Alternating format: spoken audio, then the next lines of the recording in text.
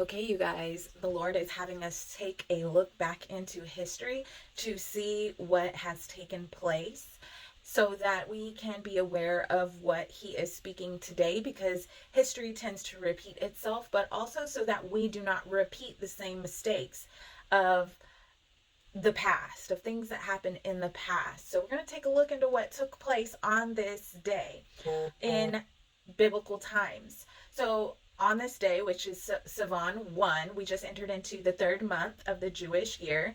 Sivan 1, in 587 BCE, Ezekiel was given the word of the Lord concerning Pharaoh and Egypt. And God has given me multiple words about Egypt and Pharaoh and the warnings he's been releasing since January of this year. And these warnings have been highlighted even around this year's Super Bowl and the April 8th solar eclipse.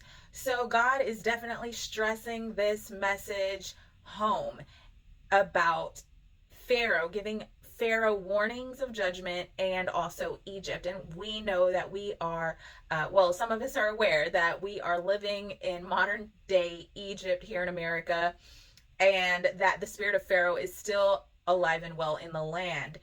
So today's warning is found in Ezekiel 31. And Ezekiel 31 is about the fall of Egypt. And Ezekiel is describing the fall of Assyria to try to make Egypt aware that it will suffer the same judgment for its sins. Okay, so Ezekiel 31, I'm going to read verse 18, but I encourage you to read the entirety of chapter 31. But verse 18 says, Egypt, there were many big and powerful trees in Eden. Which of those trees should I compare you to? They all went down into the world below, and you too will join those foreigners in that place of death. You will lie there among the people killed in battle. Yes, there will happen. Yes, that will happen to Pharaoh and to the crowds of people with him. This is what the Lord God said. So the Lord is giving a strong warning here. He's releasing a decree, Ezekiel's decree, in the land once again today, on the same day, Sivan 1, giving a warning to Egypt, to America, and to Pharaoh, okay, the leader of the land, and all those who are in unison with this spirit of Pharaoh and under the influence of the spirit of Pharaoh. It says they all went down into the world below. They all went down into hell. And you too, Pharaoh and Egypt, the wicked of Egypt, will join those foreigners in that place of death. You will lie there among the people killed in battle. Yes, that will happen to Pharaoh and to the crowds of people with him. This is what the Lord God said.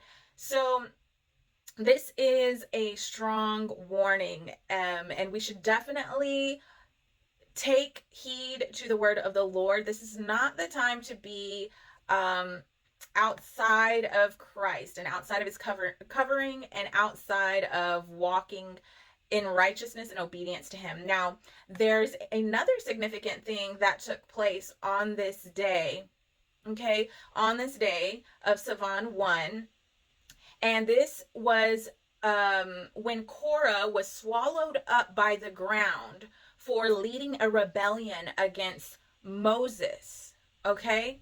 So this same day, there was a wicked conspiracy against the chosen of God. And Korah led this rebellion against Moses and Aaron. And the result came to be that the earth opened up and swallowed Korah and those who were with him.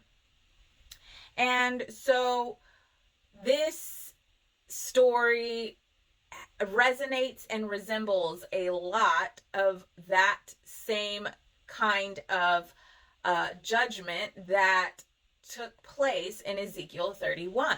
And so we see a theme here, a very clear theme here that took place on this day. And since today is a new moon, it only highlights and adds more emphasis on this prophetic message that we are receiving from the Lord by taking a look back in history, in the scriptures of the Lord, to see what took place on these days. So the Lord is having us look back into history and see his message, and that he is reminding us that it is important and vital that we remain humble, because pride brings about judgment. And this is what the Lord is bringing to America, to the land, to the globe, to the pharaohs in the earth. And so God is, again, he's been giving out prophetic words found in Ezekiel since January. And I've been releasing these words as he's brought this revelation to me, as I look back in God's calendar and see what took place on God's calendar. He's been releasing prophecies from Ezekiel since January of 2024. And we're going to see the escalation of this same theme begin to progress.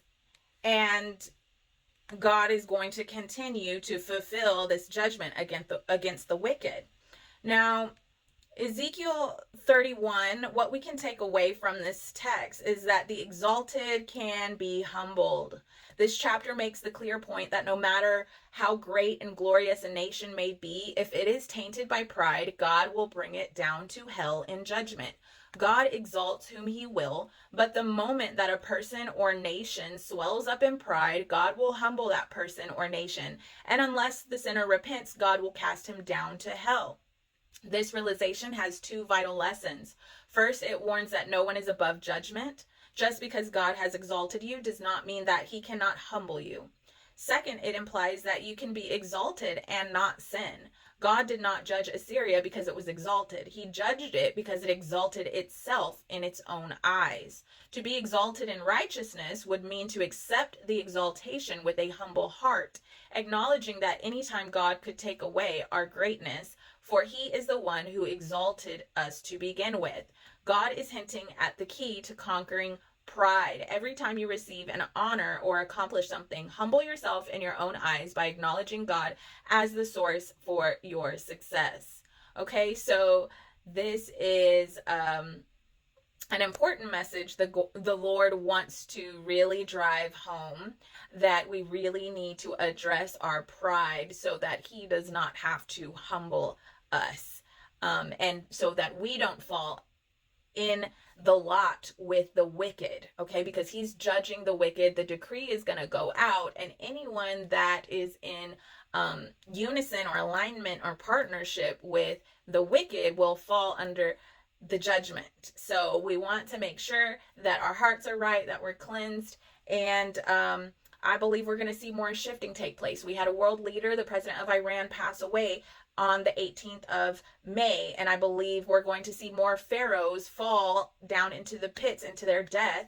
And again, I've been talking about Biden and his judgment to come, so we'll see.